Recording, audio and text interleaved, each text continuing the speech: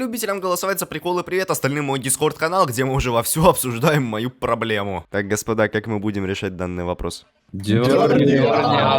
Приходите, заходите, участвуйте в дискуссиях на тему моей эректильной дисфункции, ссылка в описании. Поехали! А, да, Ерс, спасибо за монитор, доброй души человек. Теперь точно, поехали! Алло, да? Привет. Здорово. Доброе утро, я вернулась фатальной трагедией. Судя по всему, это последний месяц жизни Рёски Каге. В смысле, матери порезали зарплату, и она больше не в состоянии оплачивать каморку сына. А значит, что правильно, это никак не повлияет на сюжет. Поздравим встречи с одноклассницей по совместительству подругой детства Миной Окурой. По счастливому стечению обстоятельств молодая является счастливой обладательницей 6-го размера. Отличный повод кринжануть и сказать вслух приятности про грудь сеньоры. Спасибо, пожалуйста.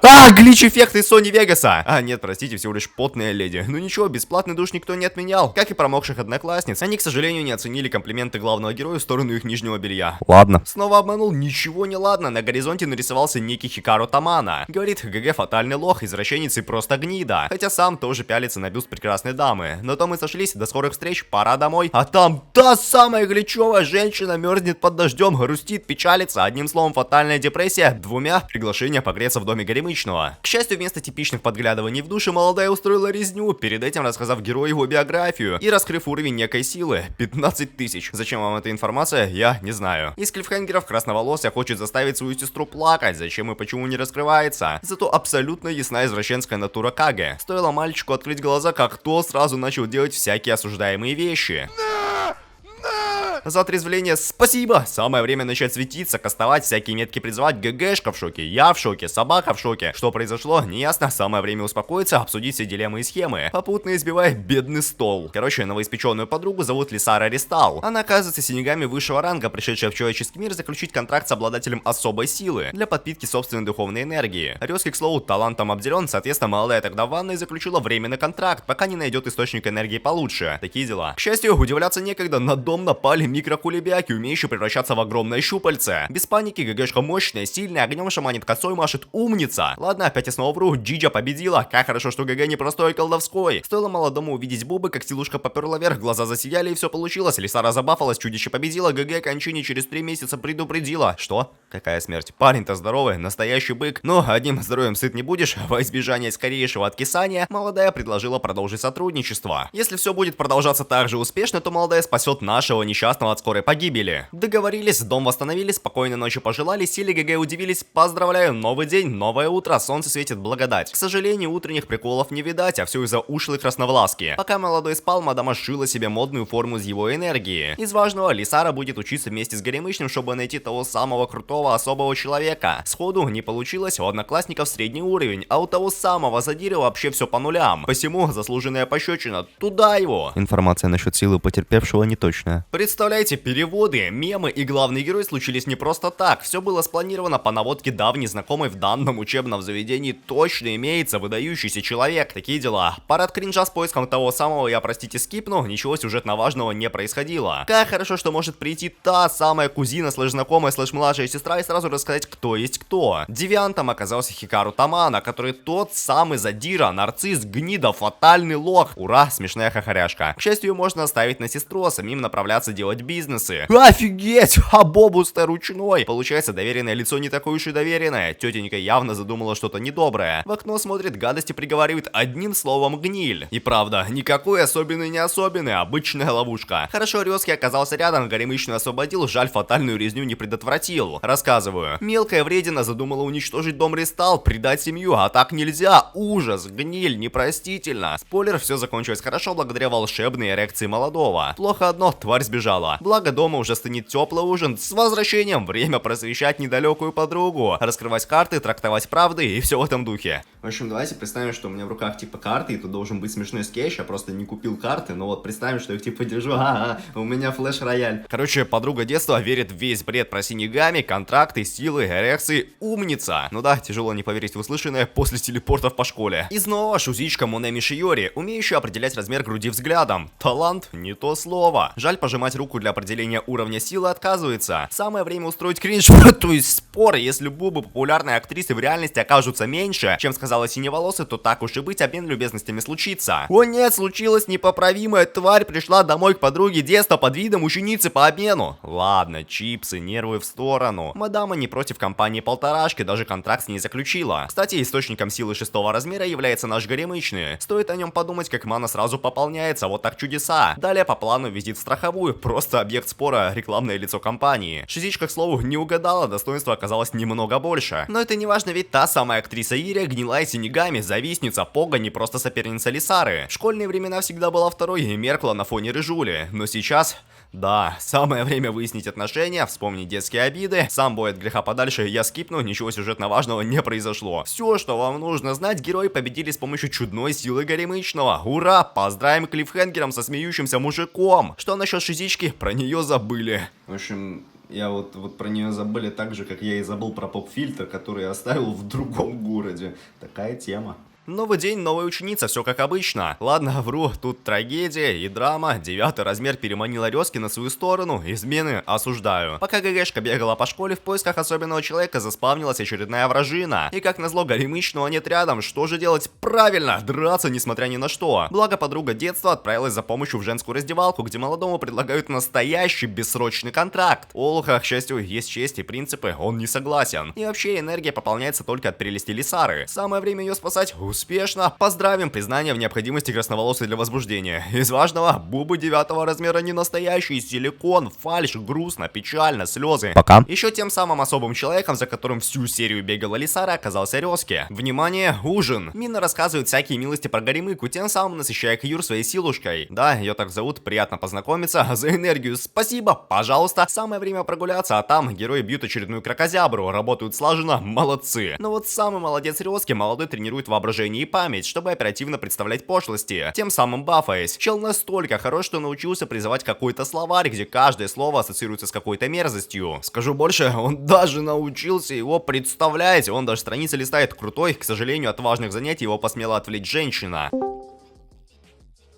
Дорогой, удели мне внимание. У Лисары осталось совсем мало времени, скоро все погибнет, нужен тот самый, а для поиска того самого нужен ненаглядный. Короче, обиды, слезы, пока, ого, джиджа. И как назло, как рядом не оказалось, закономерное поражение. Но не стоит печалиться, молодой уже прискакал, словарь накастовал, энергии зарядил, бесполезно. Ничего не помогает, попалась чересчур сильная животина. Что же спасет героев из цепких щупалец? Ну, конечно, превозмогание. Резки как взял, да как вытащил модный, легендарный, давно утраченный меч, ну и поделил чудовище поступок настоящего мужчины, посему пусть поспит, посмотрит клиффхенгер с ехидным мужиком, наблюдающим за всем происходящим. Я понял, чего не хватает. Флэшбэк с каким-то челом, кастующим непомерно сильные заклинания мечом. Внимание! Вопрос. Откуда у Резки легендарный, крутой, имбовый меч? ГГ без понятия, а вот мама в курсе. Значит, однажды после работы еще молодая шестичка встретила мокрого несчастного кунчика. Приютила его, накормила, анекдот рассказала. Какой? Вот этот. Однажды некий Геродот позвал Сократа на чай, чтобы поговорить обо всем хорошем, будущем и прошлом. Ну, товарищи говорили.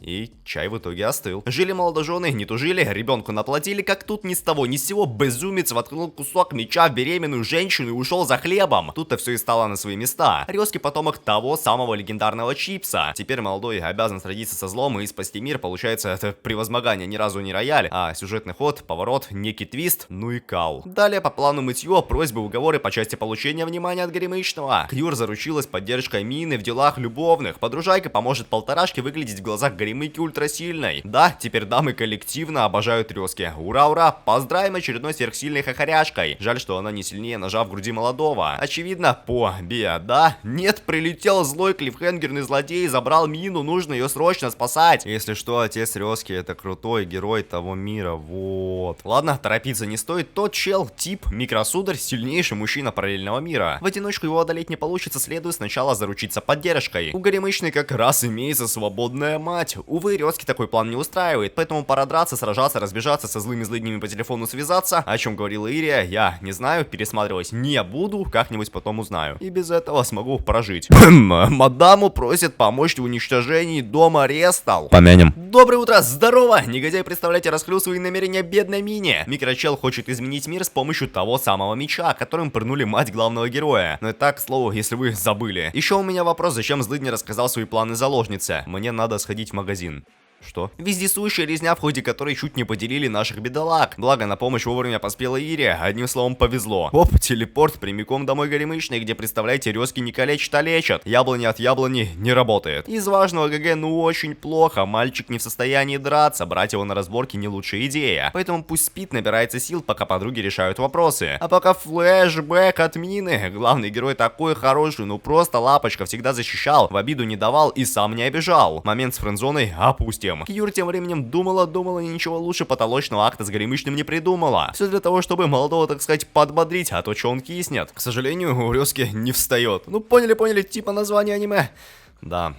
Извините. За кринж. Тут, между прочим, серьезное произведение, дилеммы, схемы, войны. Все настолько круто, что Лисара поведет целое войско. Это она зря, ведь Мина времени зря не теряла, форточку открыла и таки да, сбежала, причем успешно. Достаточно было навернуться с крыши и превозмочь. Поздравим решительными действиями Резки. Жаль, мать Лисары вставляет палки в колеса, не упускает из палаты. Негоже обладателю того самого легендарного меча показываться на поле боя, мало ли что. Помните, я говорю, что Ирия фатальная крыса, и таки да, она показала свою гнилую натуру. Несмотря на все положительные разговоры в лесу. Ужас, падшая женщина. Как хорошо, что она передумала и спасла бедную несчастную. Знаете, что еще хорошо? Решимость главного героя. Чел ну очень хочет помочь своей ненаглядной. И да, вредную мать убедил такой спич вкупе с демонстрацией силушки богатырской. Я, конечно, погорячился с успешным побегом. Мину снова схватили, судя по всему, фатально. Злыдня планирует использовать силу ее превозмогания в своих корыстных целях, и даже Лисара не поможет, молодая тупо ноль, слабость. Но не стоит печалиться, главный герой уже тут, готов бороться со злом, трудиться и обороняться. Крутой. Простите, вру, несчастной тушей вытерли пол. Но вы про Лисару не забывайте, теперь ситуация иная. Не ГГ бафует ГГшку, а наоборот, они поменялись местами. Вы вообще выкупаете горемычный, реальный герой и защитник. Флэшбэк прямиком во влажные фантазии нашего Олуха. Резки, понимаете, нравится трогать красноволосую даже за руку. Ладно, не только за руку, мечты о романтике и прочем придают молодому силу. Мужик забафался настолько, что смог одолеть злыдню одним ударом, попутно сломав врата, поддерживающую грань между потусторонним и реальным. Теперь Японии реально трындец. Реально полный трындец. Блин, смешное слово. Из-за сломанных врат повылезали кракозябры и начали делить все сущее. Помянем. Законом Архимеда, по которому следует вырубиться после плотной резни на неделю, чтобы, так сказать, жиром не заплыть. Там, если вы не забыли, настал полный трындец. Связь не работает, поезда не ходят, инфраструктуры не осталось, зато по заверениям Лисары все под контролем, Амулета уладила все вопросы. О реальном положении дел Резки лучше пока не знать. Посему все средства связи были уничтожены, а попытка похода в интернет-кафе пресечена предложением игрой в карты на раздевание.